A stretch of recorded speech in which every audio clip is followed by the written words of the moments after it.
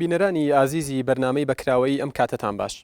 هەمیشە و لە ناوەڕاستی نیساندا یادی تاوانێکی گەورەی مێژووی مرۆڤایەتی دەکرێتەوە کە دژ بە گەلی کورد ئەنجام درراوە. ئەو تاوانش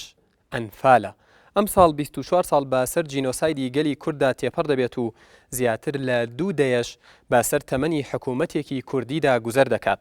ئێمە لە گفتوگۆی ئەم جارەماندا باس لە ناشرینی و قێزەوەنی تاوانەکە ناکەین، چونکە تەنها بەناوهێنانی بە کۆمەڵکوشتنی زۆرتر لە 250,000 کەس و بێسەر و شوێنبوون و بەجێمانی هەزاران منداڵی بێدایک و باوک و وێرانکردنی ئەو هەموو گوندانە و تێکدانی سروشتی کوردستان و گۆڕینی دیمۆگرافیای ناوچەکە بەسە بۆ ئەوەی لە قەبارەی ئەو تاوانە بگەین کە لەلایەن ڕژێمی بەعس و سەددامەوە دەرحەق بە گەلی کورد کراوە. بەڵکو کۆبوونەوەی ئەمڕۆمان لە بەرنامەی بەکراوەییدا بۆ ئەوەیە خاڵ بخەینە سەر وشەکان و وەڵام بۆ ئەو پرسیارانە وەربگرینەوە کە زیاتر لە 2 دەیەیە کە سوکاری ئەنفالکراوان دەیکەن. لێرەدا دەبێت بپرسین ئایا دوای تێپەڕینی 24 ساڵ بەسەر ئەنفالدا چی بۆ کە سوکاری ئەنفالکراوەکان کراوە؟ لە ئێستادا کە منداڵێکی کۆرپەی کاتی ئەنفال 24 ساڵی تەمەنە، ئایا حکوومەتی هەرێم چی بۆ ئەو گەنجە کردووە و تا چەند توانیوێتی ئاسەواری بێباوکی و دایکی و تەنهایی و خەم و نەهامەتیەکانی بۆ بسڕێتەوە؟ ئایا لایەنە پەیوەندیدارەکان توانیویانە ژیانێکی شەرەفمەندانە بۆ کەسوکاری ئەنفالکراوەکان دابین بکەن لە کاتێکدا لە نەوەدەکانی سەدەی ڕابردوو ژنانی کەسوکار ئەنفالکراو ناچار بوون لە بازگەکاندا بەرگەی سوکایەتی سەربازەکانی سەددام بگرن تەنها لە پێناو پارو یەکنان بۆ ڕۆڵەکانیان؟ ئایا جێی خۆی نییە بپرسین حکوومەتی هەرێم تا چەند توانیوێتی هەوری خەمیان بڕەوێنێتەوە؟ ئایا ڕاستە کە بەرپرسانی ئەم هەرێمە تەنها بە مەراسیمی سۆزدارانە و پاڕانەوە دەیانەوێت ئەنفال بە جینۆساید بناسێن و ڕێگای عملی و کرداریان نەگرتوۆتە بەر؟ بۆچی تا ئێستا نەتوانراوە قەرەبووی مادی و معنەوی کەسوکاری ئەنفالکراوەکان بکرێتەوە و ئایا کەسوکاری ئەنفالکراوان تاکەی چاوەڕێی ئاوەدانکردنەوەی گوندەکانیان بکەن؟ لە کاتێکدا تەنها یادگاریەکی بەجێما و بۆ کەسوکاری ئەنفالکراوەکان گۆڕە بە کۆمەڵەکانە، بۆ تا ئێستا دەست و برنەکراوە لە گێڕانەوەی ئەو ڕووفاتانە بۆ زێدی خۆیان؟ دەوترێت کە تاوانباری وا هەیە لە کەیسی ئەنفالدا کە چەندین پاسەوانی هەیە و موچەش لە حکوومەت وەردەگرێت. ئەمە تا چەند ڕاستە و گەروایە بۆ؟ ئایا بەرپرسانی هەرێم چیان کردووە بۆ دەستگیرکردن و پاشان بە دادگاگەیاندنی ئەوانەی پێیان دەوترێت مستەشار و چاوساغی ئەنفالچیەکان؟ ئایا کەسوکاری ئەنفالکراوان حەقی خۆیان ئەگەر بڵێن داڵدەدانی تاوانبارانی کەیسی ئەنفال خۆناغی نۆهەمی پرۆسەی ئەنفالە؟ بەڵێ بینەرانی ئازیز و خۆشەویست، ئەم جارەیان بەرنامەی بەکراوەیی تایبەتە با قسەکردن لەسەر کەیسی ئەنفال و بەرەو پێشچوونی ئەو کەیسە چ لە کوردستان بێ یاخود لە بەغدا.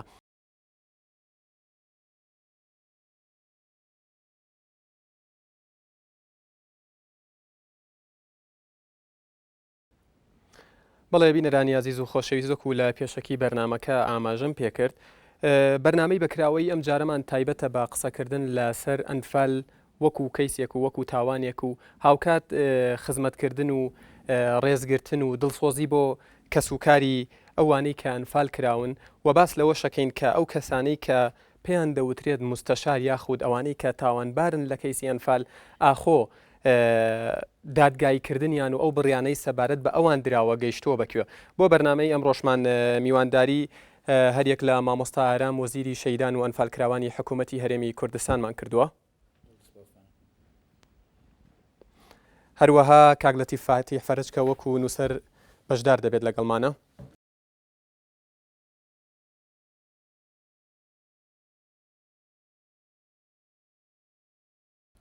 بەڵێ هەروەها کاک ئەحمەد مەجید بەرپرسی نووسینگەی باشووری ڕێکخراوی چاودێری کوردۆسایت چاک ئامادەیە لەگەڵمانە. هەروەها کاک عادل عەبدوڵڵا پارلەمانتاری عێراق و جێگری لیژنەی شەهیدان و قوربانیان و زیندانیە سیاسیەکان لە پارلەمانی عێراق.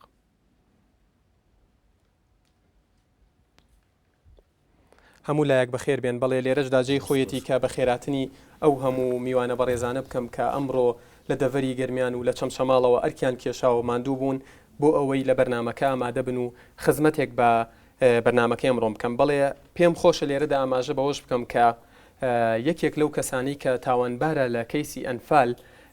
ئامادەی خۆی دەربڕی بوو کە لە بەرنمەکە حاضر بێت بەڵام ئێمە وەکو ڕێزێک بۆ کەسوکاری ئەنفالکراوان و وەکو ڕێزێک بۆ میوانەکانی سەرمێزی بەرنمەکەم ئێمە لەو بڕیارە پاشگەز بووینەوە و لە بەرنمەکەمان ئامادە نەبوو. مامۆستاگیان بەخێربیت دووبارە لەو پرسیارەوە دەست پێ یەکەم پرسیارێکی تەقلیدیە. حکوومەتی هەرێمی کوردستان بەگشتی و وەزارەتی شەیدان و ئەنفالکراوان بە تایبەتی چی بۆ ئەنفال کردووە وەکو کەیس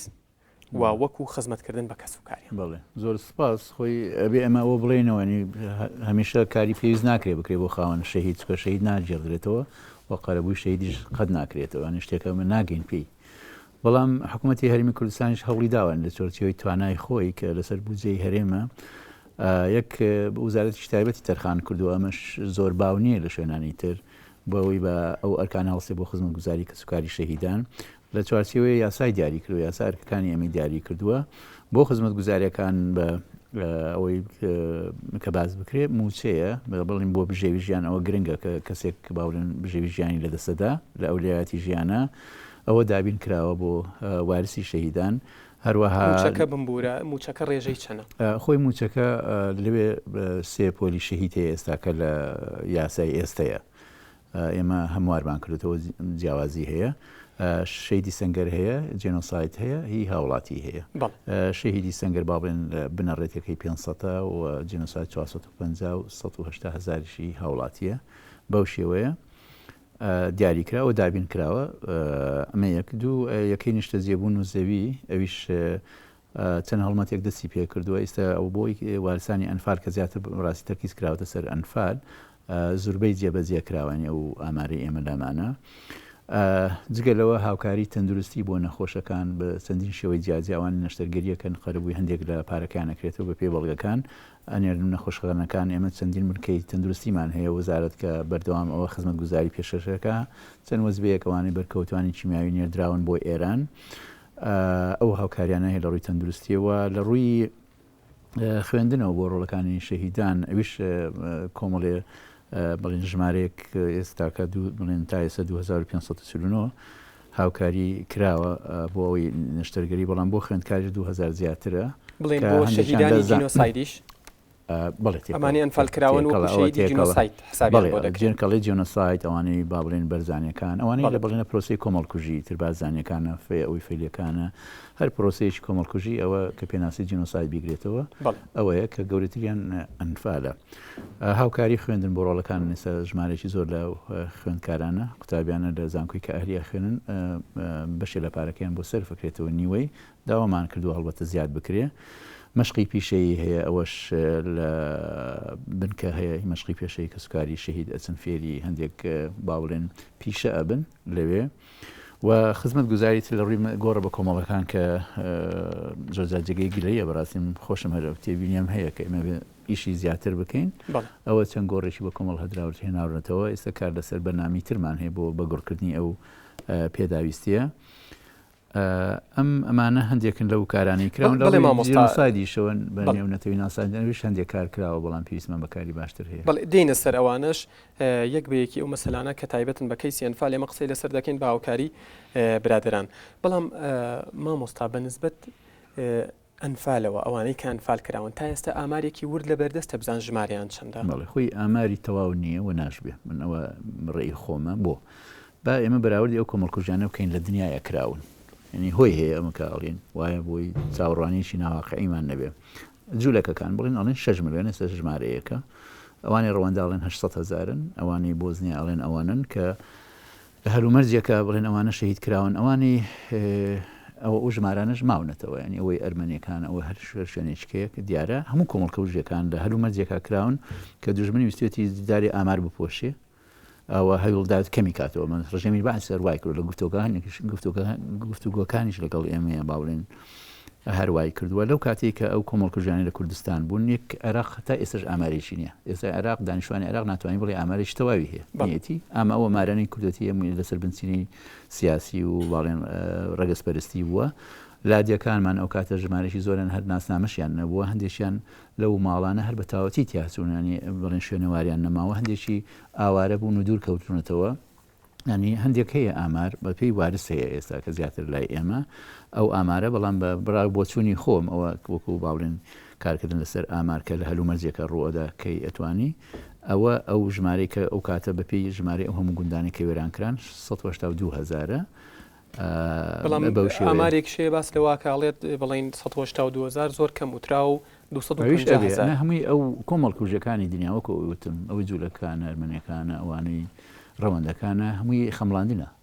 یعنی هیچی لەو کاتەیە ئامار و سیستەمی ئامار و دامەزرای ئامار نەبووە لەوێ ئەو هەموو جوولەکەی بژمێری ئەم هەموو ڕەوەندەی بژمێر بەڵام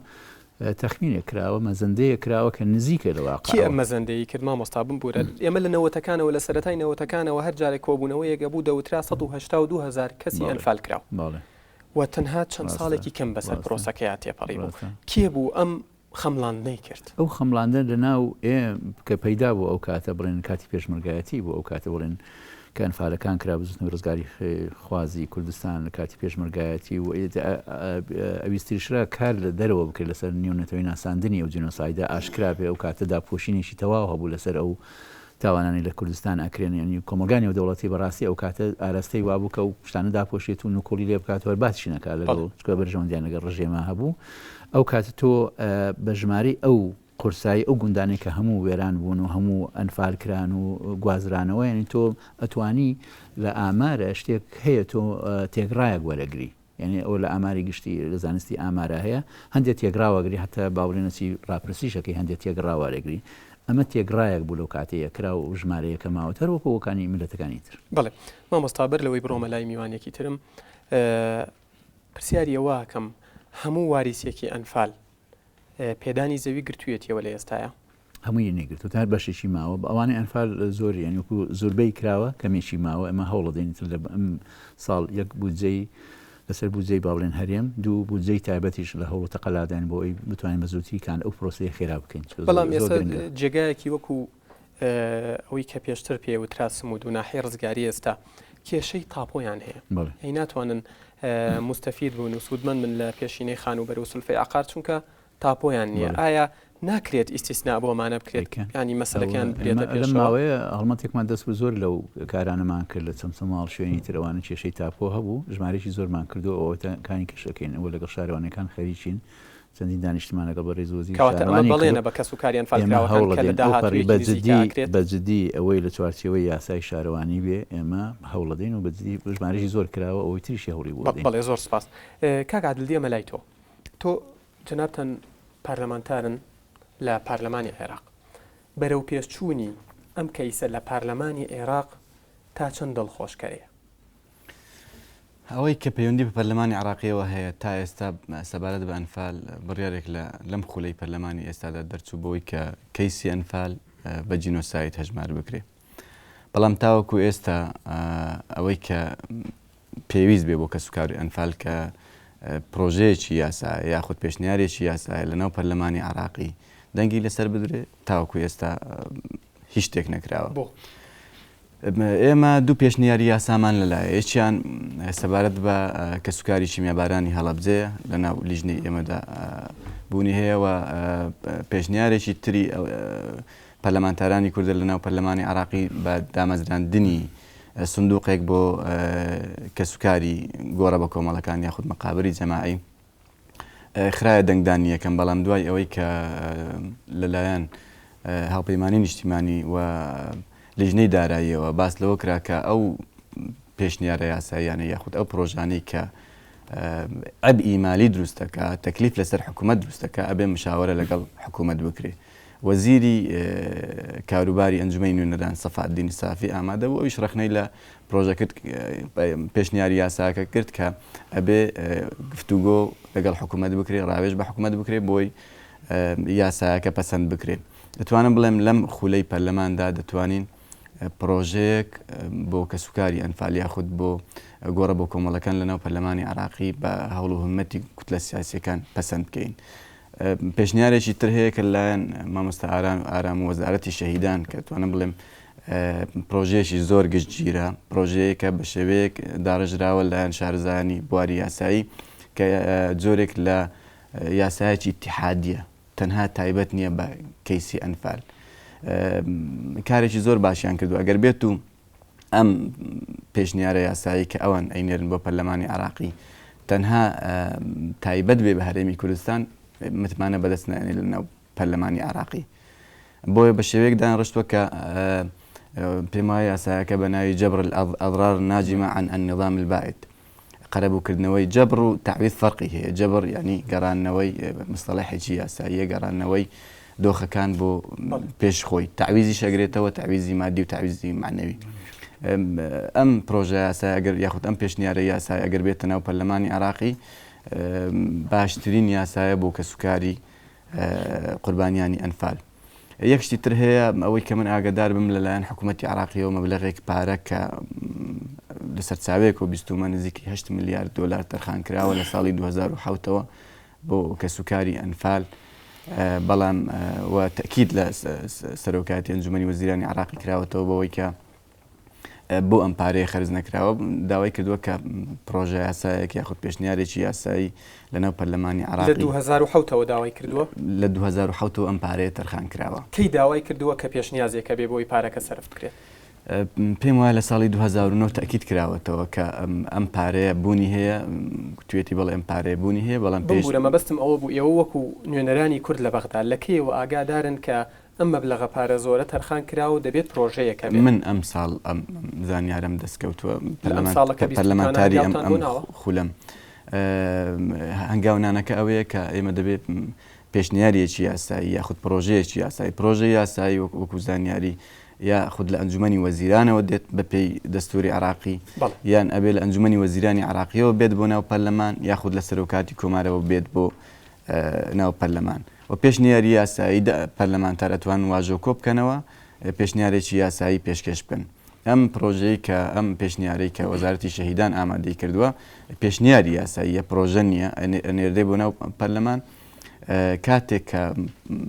پەسەند دەکرێت لەلایەن حکوومەتی عراقیەوە هەنگاو دەنرێ بۆی پارەی تەرخانکراو بۆ ئەم پێشنیارە یاسایی جێبەجێکرا بەڵام ئەمە کارێکی ئاسان نییە تێپەڕاندنی هەر پرۆژە یاسایەک هەر پێشنیارێکی یاسایی پێویستی بەوەیە کە پشتیوانی هەموو کوتلە سیاسەکانی ناو پەرلەمانی لەگەڵ بێ ئەگەر ئێمە وەکو پەرلەمانتارانی کوردکە نزیکەی 6 پەرلەمانتارین لە هیچ پرۆژەیەکی یاسایی لە هیچ پێشنیارێکی یاسایی ئەگەر دژیشمان بێ ناتوانین بیوەستێنین ئەگەر تەوافقاتی سیاسی نەبێ بۆیە پێویستیمان بە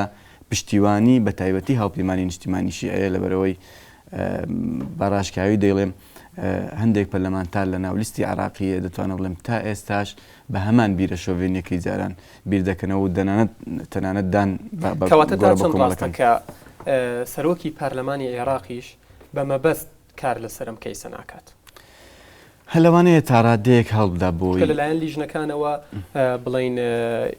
هەموو ئیش و کار و یاسا و ڕێساکان ئاراستە کراوە بەڵام بۆچی تا ئێستا هەنگاوی جدی و عملی بۆ نەدراوە سەرۆکی پەرلەمان کاتێک کە پێشنیارێکی یاسایی یاخود پرۆژەیەکی یاسایی دەسێتە بەردەم دەتوانێت بە ئەنقەست تەخیری بکە لە ڕێگەی هەندێک حیەلی یاسایی بۆ دەبینێتەوە بۆ نمونە لەسەری ئەنووسێ ڕاوێژکاری یاسایی خۆم ڕای خۆت لەسەر ئەم پێشنیارە یاخود ئەم پرۆژەیە لە کاتێکدا کەوا پێویست دەکات بنێردرێ بۆ لیژنەی یاسایی ڕاو بۆچینی خۆی لەسەر ئەم پرۆژە یاسایی خود ئەم پێشنیارە یاسا دەکەواتەوە گەشتونەتەوە بڕوایی کە ئەمە بە مەبەست و بان قەستەکرێت سەبارەت بە کەیسی ئەنفال تاوەکو ئێستا شتێکی فعلیمان نەخستۆتە بەردەست بۆی بڵین دوای دەخە چاوەڕوان دەکەین کە ئەم پرۆژەی یاخود ئەم پێشنیارەی وەزارەتی شەهیدان بگات بۆ ناو پەرلەمان و بیخەینە بەردەم سەرۆکاتی پەرلەمان بەڵام وەکو باسم کرد پێویست بەوە دەکات کە توافقێکی سیاسی پشتیوانیەکی سیاسی سەرکردایەتی سیاسی کورد لە پشت ئێمەوە بێت. کاک لەتیف دێمە لای تۆ کاکات لە قسەکانیە دەڵێت پێویستمان بەوەیە کە توافقێکی سیاسی هەبێ بۆی کەیسی ئەنفال لە پارلەمانی عێراق چونکە ئەوان تەنها 6 پارلەمانتارن ڕازی بن و ڕازی نەبن ڕەنگە ئەوەی یانەوێت تێیپەڕێنن نەبوونی توافقێکی سیاسی تۆ دەبەستیتەوە بەوەی کە پارلەمانتاران و نوێنەرەکانمان لە بەغدا کەم تەرخەمن هەنگاوی پێویستیان نەناوە یاخود مەسەلەکە پێویستە بە چیەوە؟ وڵا دەبێت بە وردی قسە لەسەرەوە بکەین چونکە جارێ دەبێت کەیسەکان جیا بکەین هەر ئەوەی کە پەیوەندی بە کەیسی کوردەوە مەسەڵەن هەر هەڵەبجەیە ئەنفالە فەیلیەکانە بەرزانیەکانە کەیسی تعریب و تەرحیلە تەبعی ساهی جارێ فەیلیەکان بۆ خۆی کەیسێکی زۆر گەورەیە هەرو دۆسیانی لە 2023 دۆزرانەوە باسی هەر لەوەی لە نودە سلمان باسی کوشتنی 4628 فەیلیە کرد ژمارەکان کە تۆ سەر ژمارە و داتا تووشی هینێبی تووشی حاڵەتی کە من دوجار ڕەنگە لە مەسلەی ژماری ئەنفالی شادیسان هەندێک قسە وشتر بکەینەوە کە ژمارەکە زۆر لەوە زیاترە چونکە ئەویش دیسان دابەشەکرێت جگە لە قەشت قۆناغەکە دابەشەکرێت بۆ کۆمەڵە جۆری گواستنەوە بۆ گۆڕە بە کۆمەڵەکان جیای لە گواستنەوە بۆ زیندانەکان گواستنەوە بۆ زیندانەکان جیای لە گواستنەوە بۆ ئۆردوگا سایگۆنیەکان گواستنەوە بۆ ئۆردوگا سایگۆنیەکان جیایە لەوەی کە چۆتە ناو شارەکانەوە و جیاشە لەوەی کە لە قوڵایی گەرمیانەوە مناڵێک بەدەست باوکی دایکیەوە بووە لە ترسی بەعز ڕای کردو تا گەیشتۆتە بورمەهەنگ و کامێران و ئۆردوگاکانی ئێران یعنی ئەمەش کۆمەڵی قساڵەگرێ من بڕوام وایە حاڵەتی یەکەم فعلا پەرلەمان دەبێ لەبەرەوەی ئەرچی ئەوە نوێنرایەتی خەڵکەکە دەبێت شەڕ لەسەر دۆسیانە بکە دەبێت شەڕی گەوری لەسەر بکە و ئەوەی ئەمێنێتەوە بۆ تەوافقی سیاسی یا نازانم ناوێن تەوافقی لایەنەکان ئەو من ڕەنگە من نتوانم قسەیەکی لێ بکەم چونکە بەڵام ناکرێتەوە بڵێ لە کەیسێکە کە کەیسی کوشت و بڕە کەیسی جینۆسایدا من لەگەڵ شیعەکانە یا لەگەڵ بەشێکیش لە سونەکانە نەگەمەوە یەک ئێمەش فعلا نزانین خەڵکی شۆڤێنی و خەڵکی خراپ لە ناو پەرلەمانە هەیە هەندێکیان هەر بڕاشن بە ئەڵێنەوە ئەو سیناریۆی دروست جارها من گوێم لێ بۆ پەرلەمانتار ینی کە ئەو دەبێ بدرێتە مەحکەمە کە ئەو قسەیەکە ئەمێنێتەوە سەرەوەی ئایا ئەو کەیسانە لەمپەری قانونی هەیە لە بەردەمیان یان نییە من پێم وایە بەشێکی هەیە مەسەلەن هەر ئەوەی پێڵێن ئەوەی قانونی گۆڕە بە کۆمەڵەکان جۆرێک لە کێشەی بۆ تۆ دروست کردووە کە تۆ ناتوانانی هەنگاونەی بۆ پێشەوە ئەگینا لە 2023 بەدواوە ئەم دیکەکانیش و کۆمەڵی گروپی تریش هیومان ڕایس تۆ بە جۆرێک من یەکدوانێکیشانم بینی پیکێرتوانەکە لە کارتەکەی نووسێ حتا لەم دوایشە کە لە سوودانوان دەرەکەوت کەبیر الباحثین في شؤون حقوق الإنسان يعني هو هینەکەی بوو ئەوەی بوو لە هیومان ڕایس تۆ مەسەلەن لای ئەمریکەکان گروپێکی پۆڵەندیات بوون گروپێکی بریتانیات بوون هەموو ئەمانە ئەیانویست چۆن ئیش لەسەر ئەم ئینە بکەن بەداخەوە بەشێکی زۆری هەم خۆمان هەم عێراقیش هەم ئەو وەزارەتی کە ناوی وەزارەتی مافی مرۆڤ عێراقیشە عەرقلەیەکی زۆریان بۆ دروست کردووە کە نایڵن یعنی جۆرێک لە خاوەندارەتی لەو کەیسانەکان کە نایڵن تۆ خاوەنی بی ئەمە بەڕاستی پێویستی بەوەیە یەکەم لە ڕووی قانونیەوە مادام هەرێمی کوردستان و هەرێمەکانیش لە چوارچێوەی دەستوری عێراقیە دانپیانراون دەبێت هەرێمی کوردستان و ئەو قانونی کە لێرە دەرەچێ بەشێکی زۆری بە هەمان هینکاری پێکرێت لە باڵین باڵین ئەوەی نیزامی فیدراڵی ڕوبەڕووی نابێتەوە دەبێت لێرە قانونێکی فشارئامێز ئاراستە کرێ و لەوێش لە بەغاش پشتگیری بکرێ ئەمە یەک دوو بەڕاستی دەبێت هەر ئەوەی کە باسی هینی ئەوەی قەرەبووکردنەوەی مادی و معنەوی و هینی جەبیەکان نمونە زۆرن مەسەلەن لە وڵاتە عەرەبیەکانیش لە تونس و جەزایر یەک دوو نمونەیە لە مەغریبەمانە لە نمونە لە وڵاتانی دنیاش هەیە ئەکرێ تۆ بەڕاستی قوربانیەک لە خاڵسە یان لە فاوە یان لە چەمچەماڵە ئەمە قوربانیە ئەمە ستەم لێکراوە ئەکرێت لەمەیە بەڕاستی جگە لە جانبە قانونەکەی جانبێکی ئینسانی هەیە کە زاڵێکی ئێمە نەزانین لە دادگای باڵای تاوانەکانی ڕژێمە تاوانەکانی ئەنفالا و کەیسەکانی تریش منقیزا الفرعون دۆسیەکەیتان بینیوە دۆسیەکەی 9,000 لاپەڕەیە لەوێ باسی کۆمەڵێشتی ئینسانیتی خۆم داواکاری گشتی بۆ پشتگیری لە کەیسەکە کردو و کەسێکی زۆر ئەوەش بووە قانونی بووە بەڵام لایەنە ئینسانەکەشی لەبیر نەکردو مەسەن حتا لە قسەکردنەکانی لایەنە ئینسانی چونکە بە هەموو ستەم لێکراوێت جگە لە لایەنە قانونیەکەی لایەنێکی ئینسانی هەیە کە تۆ ناکرێت لە بیریکی ناکرێت بە هیچ شێوەیە ناکرێت لە بیریکەی ئەمە من هەستەکەم بە جۆرەکان لە بیر کراوە تا ئێستاکە لە پەرلەمانی عێراقی نەتوانراوە پێویستی قسەی لەسەرەکەینەوە بمبورە کاک ئەحمەد دێمە لای تۆ لە چەند ڕۆژی ڕابردوودا کێشە و دەنگەر لە ناو پەرلەمانی عێراق دروست بوو دەنگەدەنگێکی زۆر دروست بوو کاک عادلیش ئاگدارە پارلەمانتارێکەڵە شتێک نییە بە ناوی ئەنفالەوە باس بکرێت و تەنانەت ئەو وتارەی کە لیستەکان ئامادەیان کردبوو لەو یادەیە بەبوونی ئەو یادەوە بیخوێننەوە پێی بەڕین و دەنگەدەنگ دروست بوو دواتریش ئیبراهیم جعفەریاتە سەرخەت و چەند کەسێکی تر ئەمە چیمان پێڵێ دوای تێپەڕووینی نزیکەی 9 ساڵ بەسەر ڕووخانی باسە دوایەوەی دادگای باڵای تاوانەکانی عێراق ئەنفالی وەکو جینۆساید ناساند دوایەوەی بەرپرسانی ئەم هەرێمە باس لەوەکەن کە هەموو عێراقیەکان هەموو بەرپرسە عێراقیەکان بەشی ئەو سونەوە بڕوایان بە شتێکەیە کە ناوی ئەنفالە بەڵام ئەم خەونە بەتاڵەکرێتەوە دوای 9 ساڵ یەکێکیانە دەڵێن نەخێر بەیت شێوەیەک شتێک نییە بە ناوی ئەنفالەوە. بڵێ دیارە و بۆزوعا